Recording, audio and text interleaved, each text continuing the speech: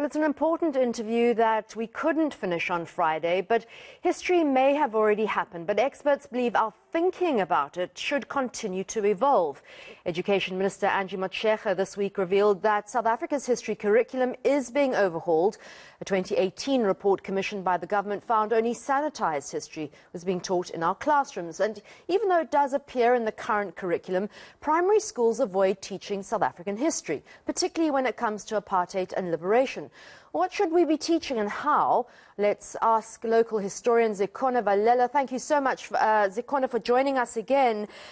What you're talking about is so important for our future generations. Why has it taken so long to incorporate South Africa's history into our curriculum and the one about the all-important fight for democracy? Good morning, Annika, and good morning to everybody watching this morning. As I said on Friday, that's a question that only the education minister can answer.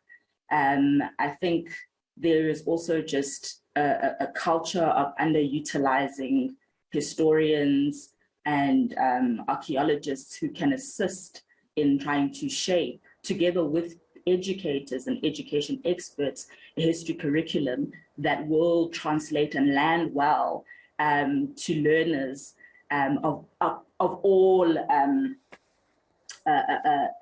areas of understanding.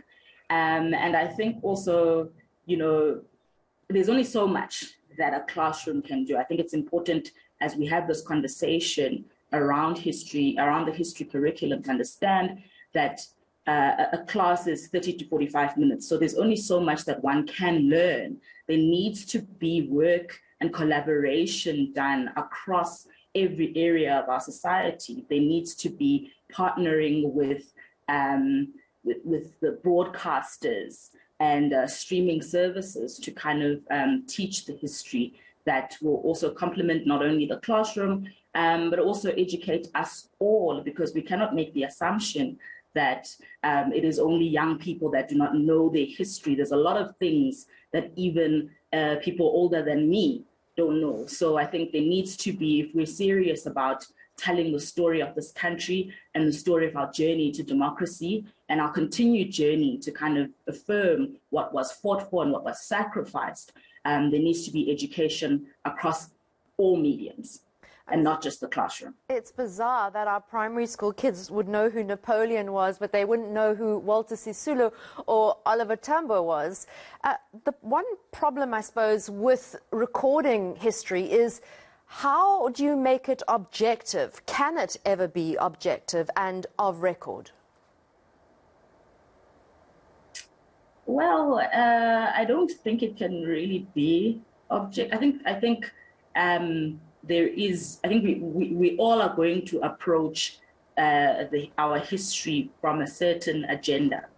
If we believe as a country that human rights are important, that they matter, if we believe that what is enshrined in the Constitution matters, then we have to tell the story. I mean, the defiance, we're talking about, let's say, for example, we're talking about the defiance campaign. I mean, this year is 70 years since the start of that decade of defiance. Those people had an agenda in mind, and that was a human rights-based kind of agenda. And so we're going to have to, I think we're going to teach about respect for life and respect for equality, which I think it's not really an objective type of thing, but it's a positive kind of approach. It's a positive kind of agenda.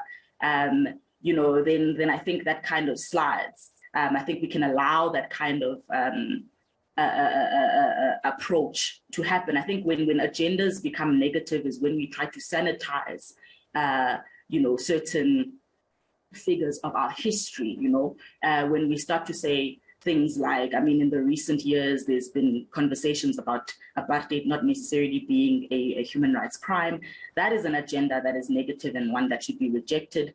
And I think when we have the conversation with children in the classroom, we should be able to say, look, there are people who are going to try and sanitize certain human rights violations, and we should actually, reject that kind of thing.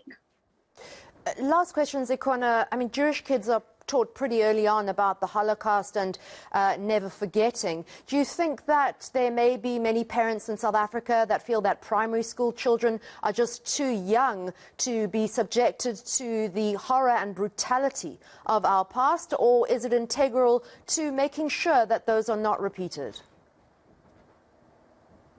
Well, this is why it's important to teach at the level of understanding.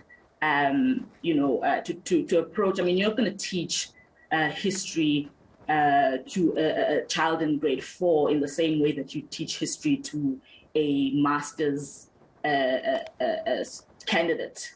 So I think there has to be a way of talking about the painful history, because I think even kids in primary school, as we speak, are products of that pain and trauma. And I think it's important that they know, and that it's important to kind of show that, this is the reality that we find ourselves in, but in a way that kind of shows, also a glorious past in which people kind of fought and overcame. I think there's a lot of painful stories that have existed throughout our time. I mean, you talk about Youth Day, a child died on the 16th of June 1976. But I think we can also say in pointing out that awful event, we can also say it opened up even further, an opportunity for a reinvigorated fight against brutality. And this is why a child in grade 4 can sit in the classroom that they are in to this day and kind of access the education that we have. I mean, the education that those kids in 1976 were experiencing was one that was dumbed down. And so the fact that now we can sit in 1994 and teach one that is more expansive, that offers them greater opportunity to be whatever it is they want to be, I think is always going to be a positive. And I think we should welcome telling the truth, but also telling it in such a way. And I think teachers are trained to do this, to reach young people at various levels. So I think it's not going to be a tall order if we are actually committed to telling the story. Thank you, historian Zikhona Valela, there on the important issue of teaching our kids about our past. And if the Education Department doesn't get its act together soon, then please, parents, at least teach your own children about where we've come from and how hard people have fought for our freedom.